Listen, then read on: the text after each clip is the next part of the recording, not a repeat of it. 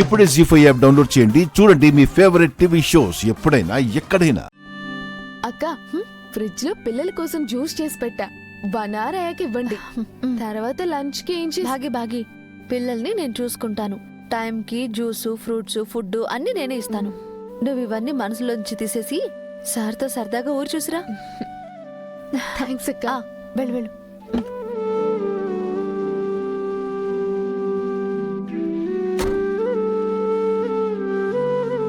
టాటా.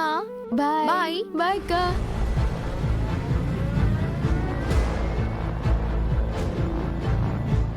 నువ్వు దాన్ని పంపుతుంది కొడైకెనాల్ చూడ్డానికి కాదే, ఘాటికి. కళ్ళ ముందు నీ కలలు కుప్పకూలిపోతూ ఉంటే ఎలా ఉంటుందో నీకు చూపిస్తా.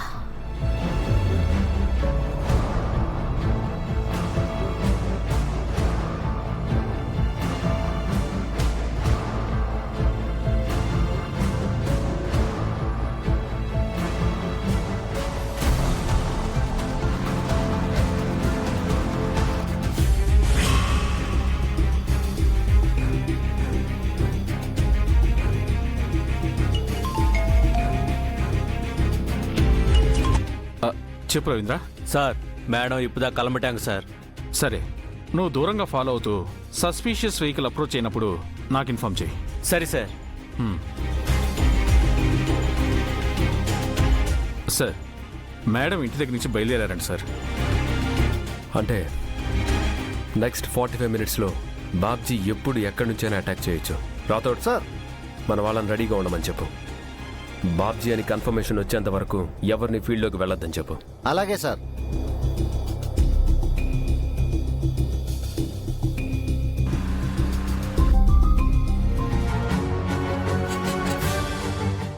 గుప్తా గారు చూసారా మా ఆయన్ని భాగిని ఎలా కలిపేశానో? ఆయన ఫోన్ చేసి మరీ భాగిని బయటికి రమ్మని చెప్పారు. ఆయన అలా అనుకున్నారు అంటే అంతా మన వల్లే. మీరు కావాలంటే నన్ను పొగడొచ్చు. గుప్తా గారు మాట్లాడుతుంటే అలా వెళ్ళిపోతున్నారేంటి? సంతోషముగా ఉన్నావు కదా బాలిక, దానిని నీకు దూరము చేయుటకు మనసు రాక వెళ్ళుచున్నాను. మీరు మాట్లాడితే నా సంతోషం ఎందుకు దూరం అవుతుంది? నీవు నమ్ముచున్నది జరగబోవున్నది ఒకటి కాదు కనుక. నిజమేమిటో మాకు తెలియను కనుక. నేను చూస్తున్నది నిజం కాదంటే మరి నిజమేంటి గుప్తా గారు? చెప్పండి. నీ పతిదేవుడు నీ సోదరిని ఒంటరిగా బయటకు రమ్మన్నప్పుడు కూడా నీకతగాడి మాటలలోని అంతరార్థం అవగతం అవలేదా? ఏంటి గుప్తా గారు, అసలేం జరుగుతుంది? ఆయన భాగ్యని బయటికి రమ్మంది సరదాగా తిరగడానికి కదా? కాదు బాలిక, నీ ప్రాణము తీసిన వాడిని పట్టుకొనుటకు.